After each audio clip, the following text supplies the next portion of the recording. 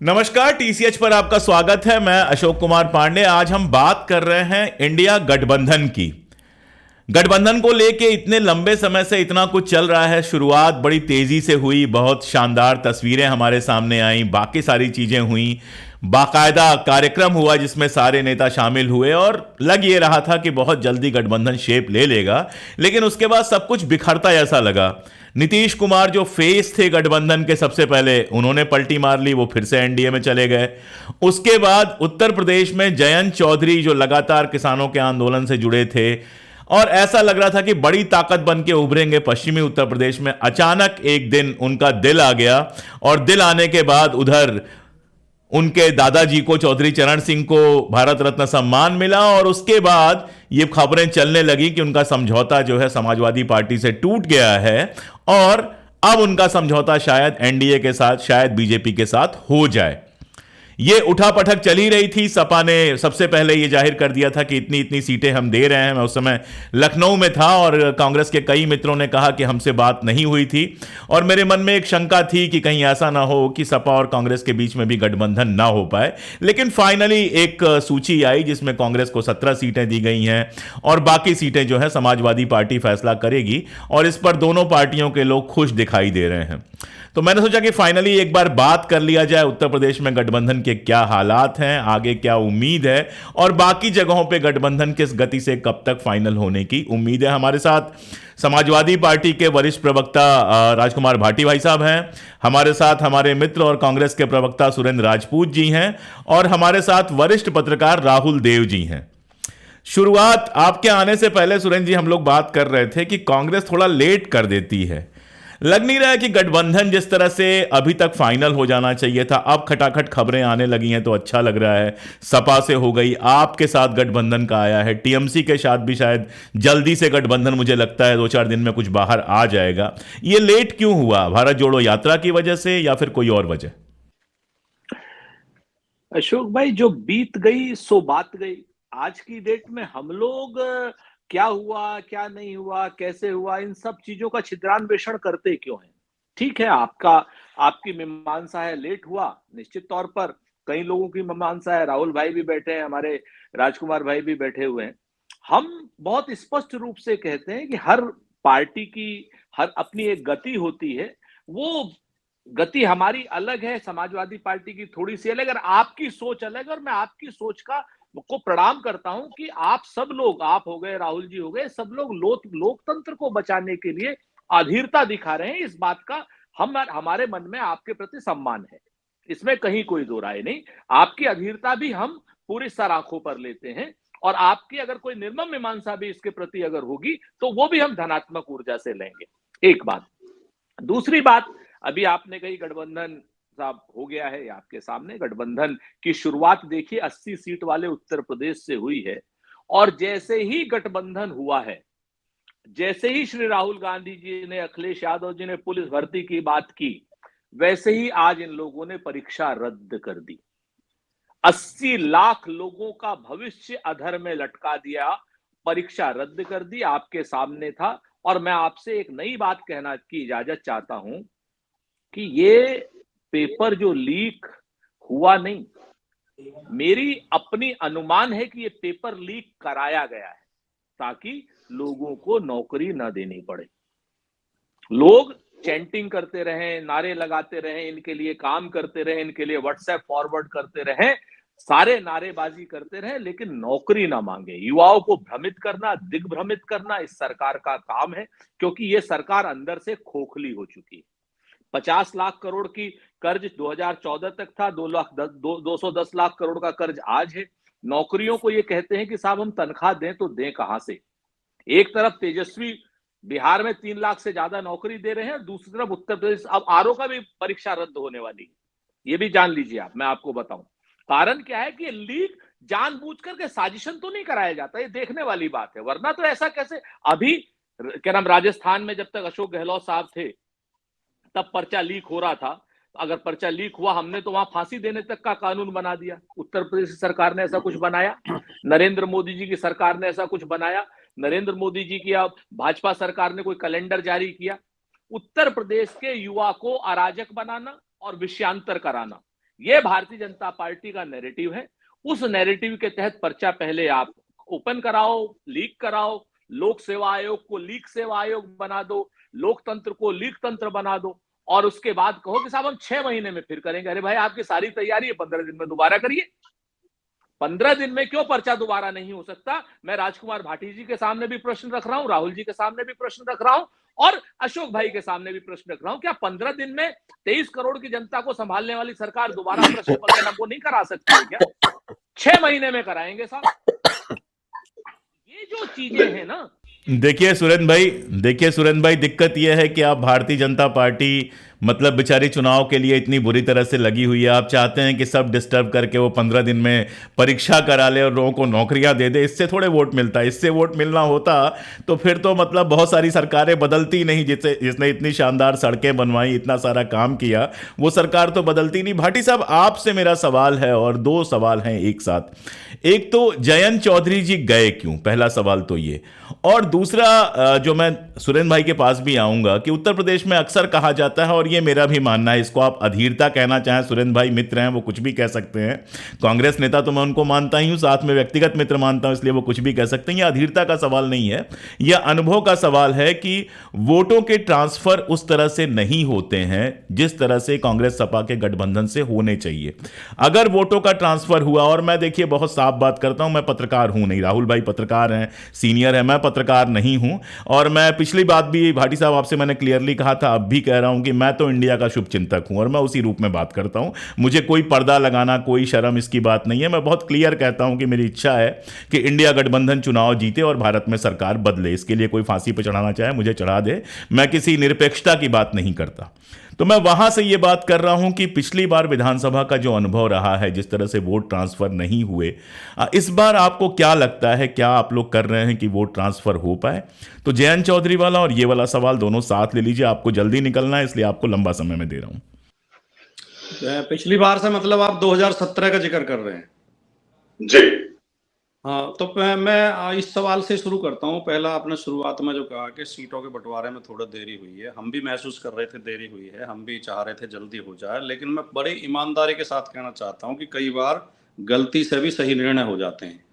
अब जो हमारा सही समय है सीट बंटवारे का, अब से पहले भी हो जाने में शायद कुछ नुकसान हो जाता, तो ये बिल्कुल सही समय पे हो रहा है। और जो ये छोड़ उड़ के जाना था जिन्हें, उन्हें भी टाइम मिल गए, चले गए। बाद में जाते तो माहौल और खराब होता। अगर सीट शेयरिंग के बाद, बंटवारे के बाद, संयुक्त रैलियां शुरू होने के बाद कोई साथी छोड़ के जाता, तो मैं समझता हूं जनता के अंदर उसका और खराब संदेश जाता और हमें और नुकसान होता।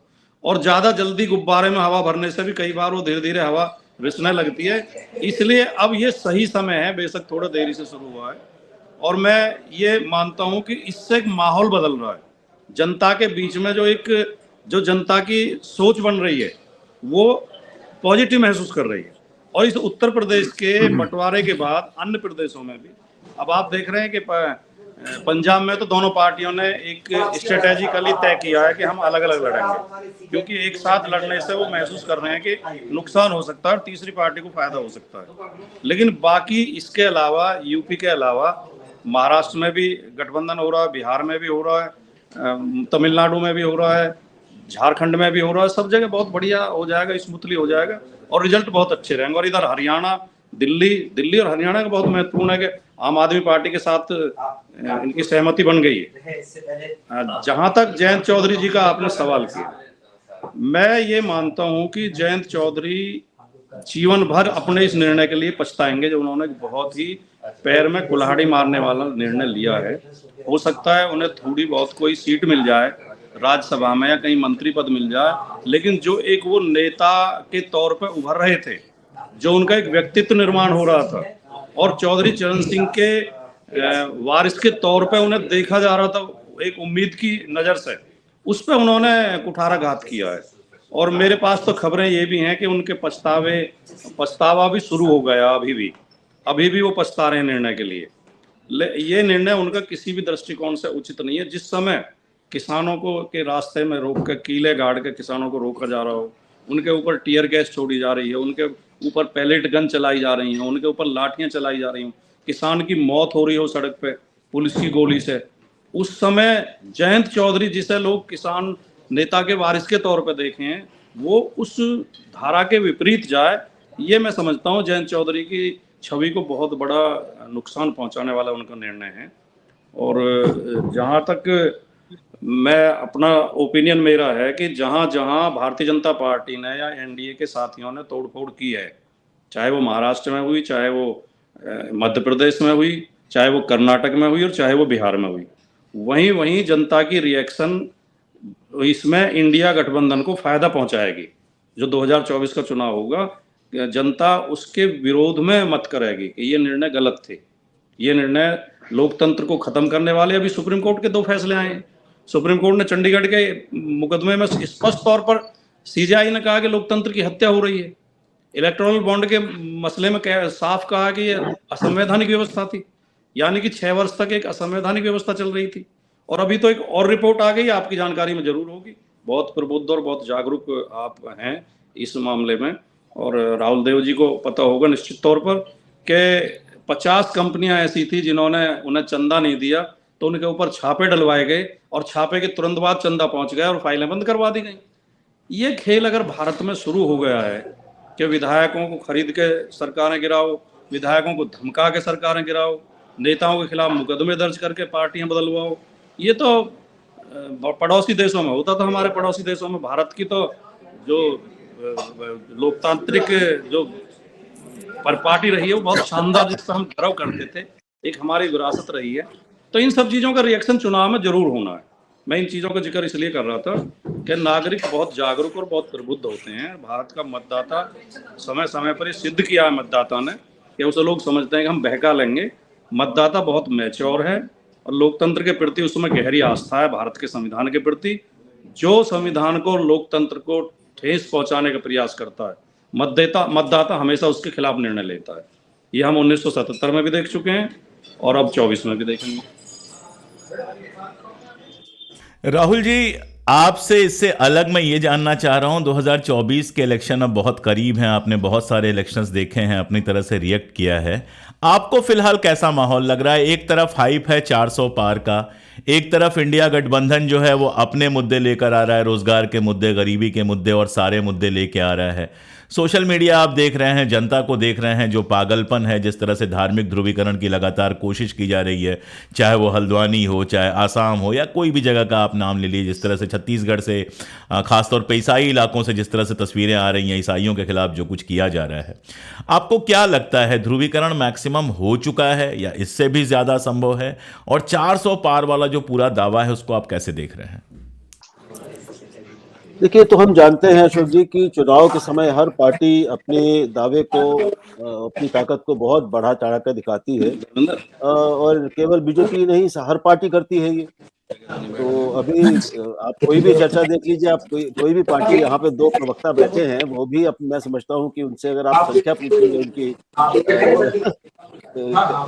दिल्ली वाली सीटें, तो आपको अब जानते हैं आपकी क्या वो होगा। तो इसमें कोई 400 की वो बात करे, 370 की बात करे, कोई आश्चर्य की बात नहीं है। लेकिन व्यवहारिक तौर पे ये कठिन लगता है, काफी कठिन है। मैं समझता हूँ कि जिस ऊंचाई पर वो, जिस पीक पर बीजेपी पहुंच चुकी है पिछली बार, कई प्रदेशों में उससे आगे की गुंजाइश नहीं। तो ये 370 या 400 अगर आप पूरा वो एनडीए को मिला ले, तो उसके लिए इतनी बड़ी संख्या में अतिरिक्त सीटें आएंगी कहां से? 70 नई सीटें कहां से आएंगी? दक्षिण में जहां पर वो कम, पिछली बार भी कम थे, वहां पर कोई उल्लेखनीय प्रसार और विस्तार उनका हुआ दिखता नहीं है। कहां से ये इतनी बड़ी संख्या में आएंगी? इसलिए ये व्यवहारिक नहीं है, ये भी केवल एक हाइप है। लेकिन अब बीजेपी की हाइप करने का तरीका भी हम जानते हैं बहुत प्रभावी होता है। उसके पास इतने बड़े साधन हैं, लगभग सारा पूरा इलेक्ट्रॉनिक मीडिया है, और उसके अलावा उसके अपना पूरा नेटवर्क है। तो वो एक हाइप बना लेते हैं खूब बड़ी और देशव्यापी, जो बाकी पार्टियां वैसा नहीं बना पाती, कांग्रेस भी वैसा नहीं बना पाती। तो इसको उसी रूप में मैं देखता हूं।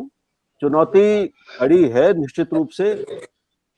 शुरू में आप कह लें कि अभी 2-3 दिन पहले तक जो स्थिति इंडिया गठबंधन की थी वो काफी निराशाजनक थी, और जो एक शुरुआती आशाएं जगाई थी इस गठबंधन ने, वो उसके बाद के महीनों 2-3 महीनों में वो लगभग ध्वस्त होती नजर आई, क्योंकि कोई गंभीर और ठोस प्रगति एक दूसरे से बात करने में, सीटों का बंटवारा करने में, एक कोई साझा नीतियां, साझा कार्यक्रम सामने लाने में, साझा आख्यान बनाने में और संसाधन भी जोड़ने में ऐसा कुछ दिखा नहीं था अभी तक। तो मैं कहता रहा हूं कि भी 4 चीजें चुनाव के रण में जीतने के लिए चाहिए, दोनों सेनाओं को, किसी भी सेना को चाहिए। नेतृत्व, नीतियां, संसाधन और संगठन। तो इन चारों कसौटियों पर अगर आप इन दोनों सेनाओं को कसें तो अब भी आप पाएंगे कि ये ठीक है कि इंडिया गठबंधन ने कुछ अब एकजुटता दिखाई है और अब हम जानते ही हैं कि कई जगह उसके सीट बंटवारा हो गया है।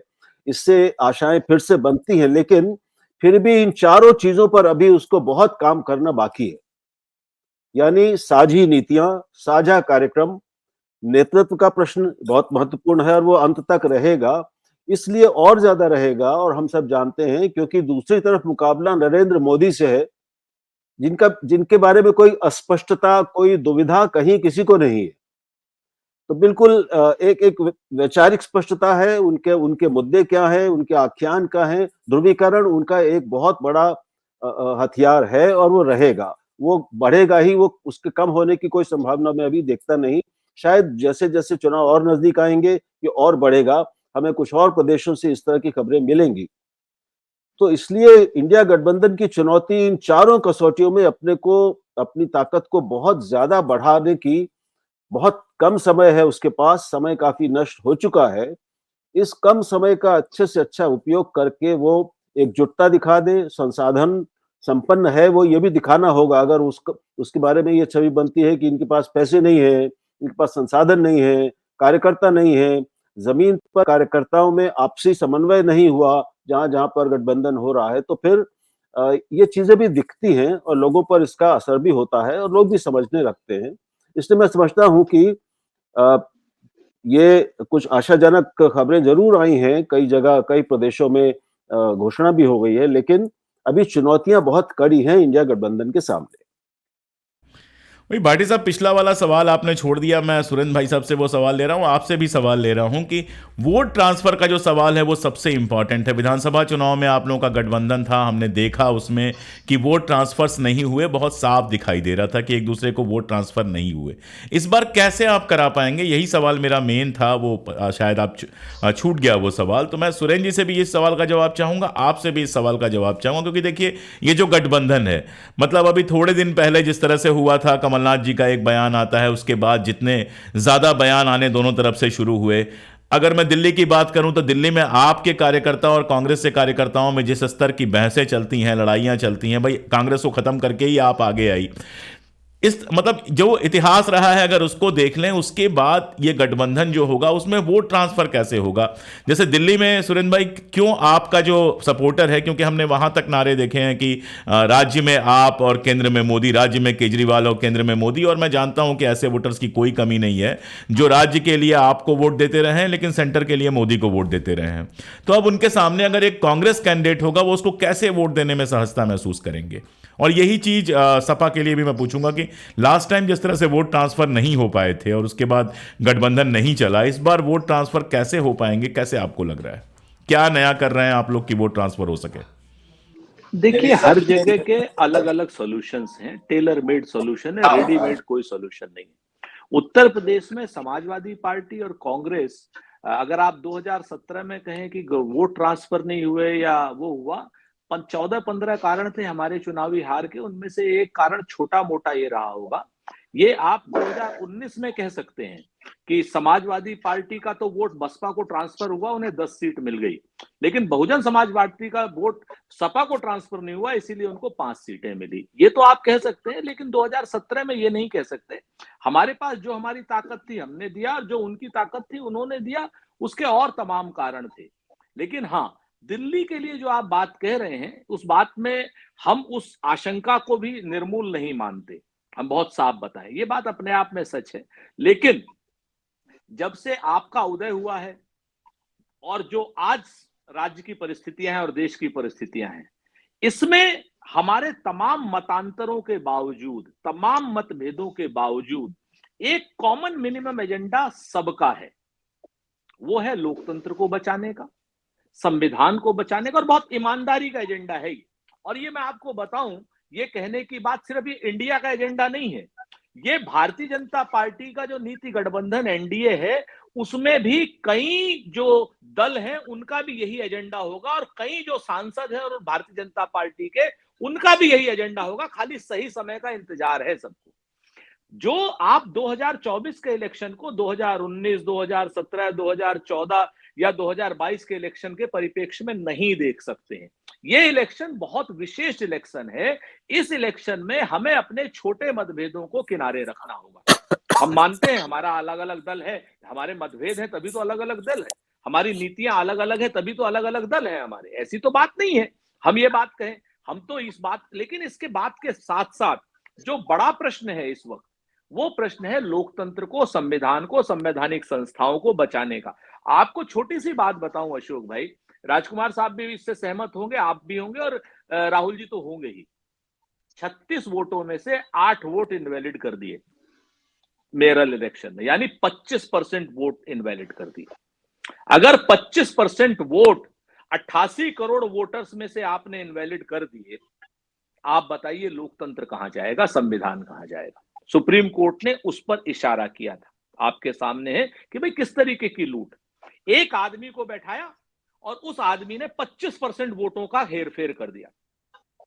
आप ये जो बड़ा प्रश्न है, ये हमारी सिर्फ कांग्रेस की जिम्मेवारी थोड़ी है, ये तो राहुल देव की भी जिम्मेवारी है, ये तो अशोक पांडे साहब की जिम्मेवारी है, राजकुमार भाटी साहब की जिम्मेवारी है, अरविंद केजरीवाल की जिम्मेवारी है, सबकी जिम्मेवारी है। हम ईडी की, सीडी की, इनकम टैक्स की, वो क्या नाम, इसकी सीबीआई की हम बात नहीं करते, वो तो जितना दुरुपयोग इन्होंने किया है वो किया ही किया है।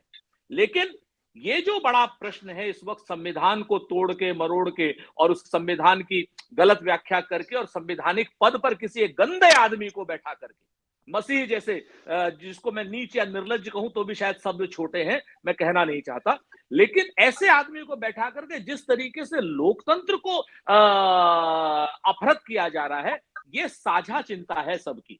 तो वोट ट्रांसफर जो है एक दूसरे के प्रति, ये साझा चिंता कराएगी। पार्टियां नहीं, पार्टी के कार्यकर्ताओं में भी यही चिंता है, जो वोटर हैं उनमें भी यही चिंता है, और आप जैसे मनीषी लोगों में भी यही चिंता है। तो 2024 का इलेक्शन को आप 14, 17, 19, 22 से मत जोड़े।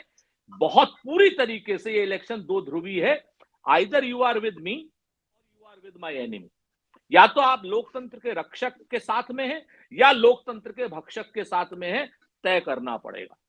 तो ये जो तय करना पड़ेगा, इसमें सभी लोग समझदार हैं, वो आप वाले हों, समाजवादी पार्टी के हों, कांग्रेस के हों, सभी लोग हों, वो क्या नाम आपके पहरुए हों, जो एनजीओ के लोग हैं, आप जैसे कार्यकर्ता एक्टिविस्ट लोग हैं, सब लोगों के, पत्रकार हैं जो अभी भी पत्रकार बचे हुए हैं, राहुल जी जैसे। हमारे तमाम वैचारिक मतभेद रहे हैं राहुल जी से शुरुआत में, ऐसा तो है नहीं कि वैचारिक मतभेद, और इन्होंने खुल करके किसी भी चीज को अपनी न ढका न छुपाया। आप देखिए आज की डेट में लोकतंत्र को बचाने के लिए ही तो खड़े हैं ये, और खुलेआम खड़े हैं, इसमें भी कोई वो नहीं। अब जैसे जैसे लोगों में जागरूकता आती जा रही है, वोट ट्रांसफर हम नहीं कराएंगे, जनता करेगी, और जनता लोकतंत्र को और संविधान को बचाने के लिए करेगी, ऐसा हमारा मानना है। भाटी साहब, आप सहमत हैं इससे? राहुल जी तो लोकतांत्रिक व्यवहार की अगर मतलब कोई उच्चतम सीमा हो सकती है तो वो राहुल जी के यहाँ मैं देखता हूँ। मेरी खुद की इतनी बहसें इनके साथ हुई हैं, लेकिन मित्रता पर और इनकी सदाशयता पर कभी कोई असर नहीं पड़ा है, तो वो तो अद्भुत एक गुण है जिसका अलग से उल्लेख होना चाहिए। भाटी साहब, आप सहमत हैं, आराम से वोट ट्रांसफर हो जाएंगे? नहीं, 2017 का जो आपने जिक्र किया, देखो 2017 का चुनाव हम बहुत विपरीत परिस्थितियों में लड़े थे। उस समय एंटी इनकम्बेंसी का मुकाबला हमें करना पड़ रहा था। अब 2024 में एंटी इनकम्बेंसी बीजेपी के सामने होगी। उस समय हमारे पार्टी में जो पारिवारिक विवाद था और कई झगड़े झंझट थे, उस वजह से जनता बहुत निराश थी। वो तो हमारा सबसे खराब परिस्थितियों का चुनाव था। लेकिन अब 2024 में जो आप अगर 2017 की परिस्थिति को देखना चाहें तो इस समय परिस्थितियां बदली हुई हैं। इस समय जनता का मूड बदलाव का है। जो ये अपनी उपलब्धियां गिनवाते हैं, जो ये लंबे लंबे दावे करते हैं कि हमने इतने मकान बना दिए और इतने नल जल पहुंचा दिया और ये आयुष्मान कार्ड बना दिए, लेकिन जो यथार्थ में जमीनी सच्चाइयां हैं, अब आप देख रहे हो कि पिछले एक सप्ताह से नौजवान सड़कों पर है। एक ही सप्ताह में 2 परीक्षाओं के पर्चे लीक हुए हैं। कोई परीक्षा उत्तर प्रदेश में 2017 के बाद ठीक से पूरी नहीं हुई है। किसी का पर्चा आउट हुआ है, कोई हाई कोर्ट में जाके फंसी है, किसी की जांच हुई है। जो शिक्षक भर्ती हुई थी 2 साल पहले, राष्ट्रीय पिछड़ा वर्ग आयोग ने और उत्तर प्रदेश हाई कोर्ट ने ये फैसला दिया कि इस परीक्षा में, इस भर्ती में धांधली हुई है, ओबीसी और एसटी के साथ बेईमानी की गई है और कहा गया कि 6,800 भर्ती और की जाएं। वो 6,800 की नियुक्ति आज तक नहीं हो पाई है। 2 साल से वो लड़के और लड़कियां वहां कभी इको गार्डन में, कभी रमाबाई अंबेडकर मैदान पर, कभी विधानसभा के सामने पुलिस की लाठियां खा रहे हैं, मुकदमे झेल रहे हैं, उत्पीड़न सह रहे हैं। तो ये जो हालात है, किसान दिल्ली के बॉर्डर पे बैठे हैं, किसानों की कहते थे 2022 तक आय दुगनी कर देंगे, वो निराश हैं, एमएसपी की गारंटी देने को तैयार नहीं है, जो मुकदमे हुए थे उन पर कार्रवाई नहीं हो रही। तो ये सारी परिस्थितियां हैं जिनको लेकर चुनाव होगा। इस बार जनता का मूड है और जनता चाहती थी कि ये मिलके चुनाव लड़े ताकि हम एक जगह वोट डाल सकें। तो ये जो आप कह रहे थे वोट ट्रांसफर का मैटर, वोट ट्रांसफर की चिंता हमें करने की जरूरत नहीं। जनता अपने आप जहां कांग्रेस का कैंडिडेट होगा कांग्रेस को वोट देगी, जहां समाजवादी पार्टी का कैंडिडेट होगा समाजवादी पार्टी को वोट देगी। ये स्थिति है। राहुल जी, जब नेता लोग या पॉलिटिकल पार्टियां दुश्मन बनती हैं तो जितने तीखे शब्द उपयोग करती हैं, जब दोस्त बनती हैं तो उतने ही मीठे शब्द उपयोग करती हैं। और ये सुखद था, दरअसल कहूँ तो सुखद था मेरे लिए ये सुनना कि दोनों मित्रों ने, सुरेंद्र जी ने और राजकुमार भाटी जी ने एक ही बात कही कि जनता तय करेगी। जनता पर इतना भरोसा ठीक होता है? आपको क्या लग रहा है? जनता को आप भी देखते हैं। सभी जानते हैं, वो भी जानते हैं, हमारे मित्र भी, कि इतना आसान नहीं होता। जमीन पर कार्यकर्ता जो साथ काम करते हैं उनको एक दूसरे के खिलाफ काम करना पड़ता है। उनकी आदतें बनी हुई हैं और सबके गुट बने हुए हैं, सबके एक निजी समीकरण भी होते हैं, आप जानते हैं, जो पार्टियों के आधार पर बनते हैं। और जो असली कठिनाई गठबंधनों में आती है वो ये वोट ट्रांसफर की ही आती है। और हम जानते हैं कि कुछ पार्टियां अपना वोट ट्रांसफर करा लेती हैं और कुछ उतना नहीं करा पाती। ये पार्टी के आंतरिक अनुशासन पर, उसकी संस्कृति पर, इन सारी चीजों पर निर्भर करता है। तो अब ये सबको मालूम है कि जहां तक उत्तर प्रदेश का सवाल है, बसपा से ज्यादा अपना वोट ट्रांसफर कराने की क्षमता किसी और पार्टी में नहीं रही। लेकिन और इन दोनों पार्टियां, समाजवादी पार्टी, आप भी जानते हैं कि समाजवादी शब्द में ही कहीं कुछ ऐसा एक गुण है कि उसके लिए एकता बहुत कठिन चीज हमेशा से रही। वो कुछ तो वो उनके नेताओं में भी है और कार्यकर्ताओं में भी। वो डीएनए में कुछ विशेषता है, कोई एक क्रोमोसोम है जो टेढ़ा है जरा। और कांग्रेस भी काफी, मैं कहूंगा कि स्वायत्तता देने वाली और स्वायत्तता रखने वाले वैसे कार्यकर्ताओं की रही है पार्टी। उसका संगठन अभी कितना मजबूत है उत्तर प्रदेश में, ये भी एक बहुत बड़ा सवाल है। सुरेंद्र जी, मैं नहीं जानता क्या इस पर कहेंगे, लेकिन असलियत जो कम से कम हमें यहाँ बैठकर दिखती है वो यही है कि संगठन के और कार्यकर्ताओं के स्तर पर कांग्रेस अभी काफी पीछे है। समाजवादी पार्टी के पास फिर भी एक निरंतर सक्रियता के कारण और उसके कारण एक सेना है। तो ये देखना रोचक होगा। निश्चय ही देखिए, जब नेतृत्व के स्तर पर गंभीरता होती है तो वो नीचे तक भी जाता है संदेश। तो निश्चित ही पहले से ज्यादा हम एकजुटता उसमें देखेंगे, लेकिन वो कितनी होगी और कितनी प्रभावी होगी ये कहना अभी मेरे लिए बहुत कठिन है। ये तो जमीन पर जाने से ही पता चलेगा। इतना तो मैं पॉजिटिवली कह सकता हूं कि दोनों का नेतृत्व बहुत मैच्योर है, चाहे वो अखिलेश जी हों, चाहे यहाँ तक कि अजय राय जिनको अध्यक्ष बनाया गया है, या फिर राहुल जी की तो बात ही क्या करनी है। तो नेतृत्व जो है वो तो मैच्योर है, कार्यकर्ताओं तक कहाँ तक बात जाती है ये देखने वाला मामला होगा। एक आखिरी सवाल लूंगा सुरेंद्र भाई से। कांग्रेस में लोग रूठ बहुत जल्दी जाते हैं और सलमान खुर्शीद साहब का ट्वीट जिस तरह से आया फर्रुखाबाद को लेके, फर्रुखाबाद की सीट आप लोगों को नहीं मिल पाई, वो नाराज दिख रहे हैं। कुछ और लोग जरूर नाराज होंगे, जीत हार अलग, लेकिन चुनाव लड़ने का अपना एक आनंद होता है, तो वो कुछ लोगों से छिना होगा तो नाराज होंगे। जिस तरह से कांग्रेस से लोग छोड़ के निकल जाते हैं, बाकी पार्टियों में उतना नहीं दिखता है। सुरेंद्र भाई, कैसे निकल जाते हैं? गांधी की पार्टी से गोडसे की पार्टी में इतनी जल्दी कैसे स्विच कर जाते हैं लोग? इस बात से मैं आपकी सहमत हूं और दुखी होकर के सहमत हूं।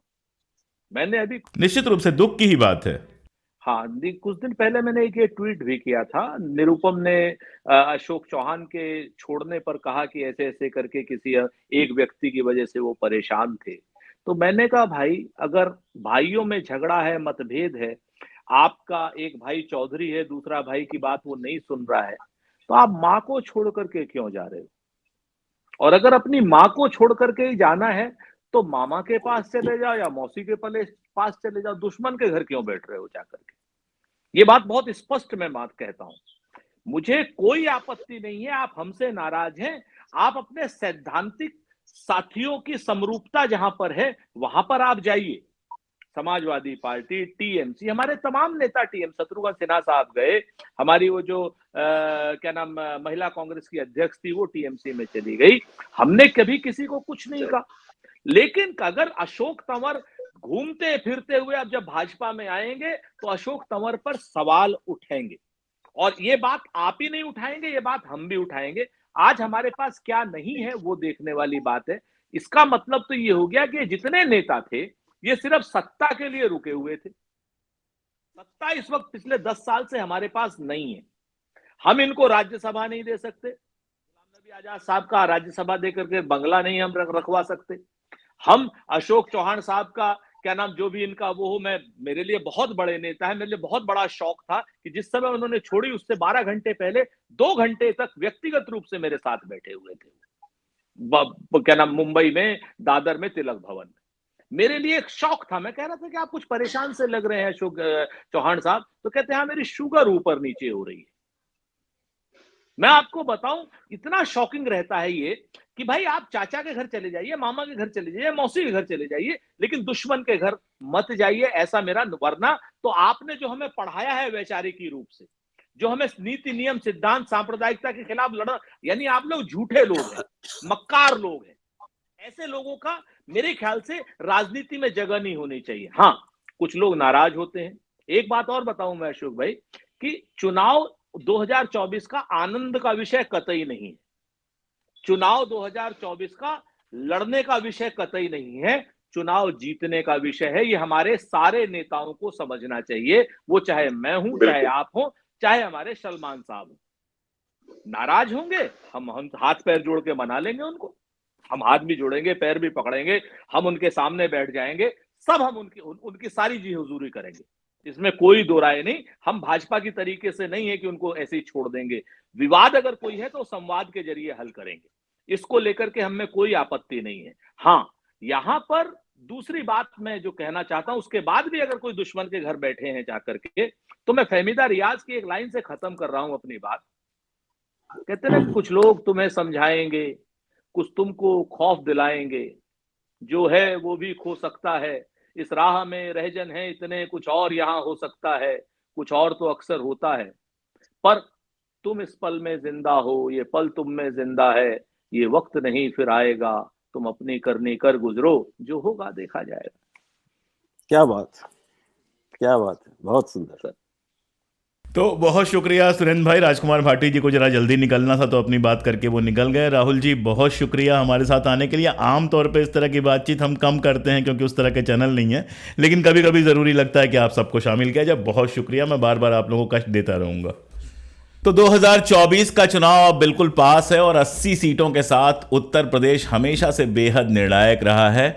हमारे चैनल पर बातचीत करते हुए या सोशल मीडिया पे अभी समाजवादी पार्टी और कांग्रेस के बीच में जिस तरह से दोस्ती दिखाई दे रही है, संगीत साथ में बज रहा है, सुनने में बहुत अच्छा लग रहा है। लेकिन जैसा राहुल देव जी ने भी कहा और जैसा मैंने भी सवाल उठाया कि वोटों का ट्रांसफ़र होता है कि नहीं, कांग्रेस के जो वोट हैं, जितने भी वोट हैं वो समाजवादी पार्टी के लिए ट्रांसफ़र होते हैं और समाजवादी पार्टी के जो वोट हैं वो कांग्रेस की तरफ ट्रांसफ़र होते हैं कि नहीं, इस पर तय होगा कि ये जो गठबंधन बना है वो कितना सफल होगा। और बाकी तो बात की बात है कि अगर गठबंधन सफल होता है, चुनाव जीतते हैं, तो फिर किन किन मुद्दों पर क्या क्या सवाल उठेंगे। लेकिन एक बात तो बहुत तय है कि उत्तर प्रदेश में 80 सीटों में ठीक ठाक सीटें लाने के लिए इन दोनों दलों को जबरदस्त मेहनत भी करनी पड़ेगी और ये जो दोस्ती कैमरे पर चैनलों में दिखाई दे रही है इसको जमीन तक ले जाना होगा। देखते हैं क्या होता है। चुनाव तक इस तरह की बातचीत, इस तरह लोगों को बुलाकर बातचीत करने की लगातार मैं कोशिश करूंगा। जुड़े रहिए हमारे साथ, देखते रहिए हमारा चैनल। आप हमारी ताकत हैं। बहुत शुक्रिया।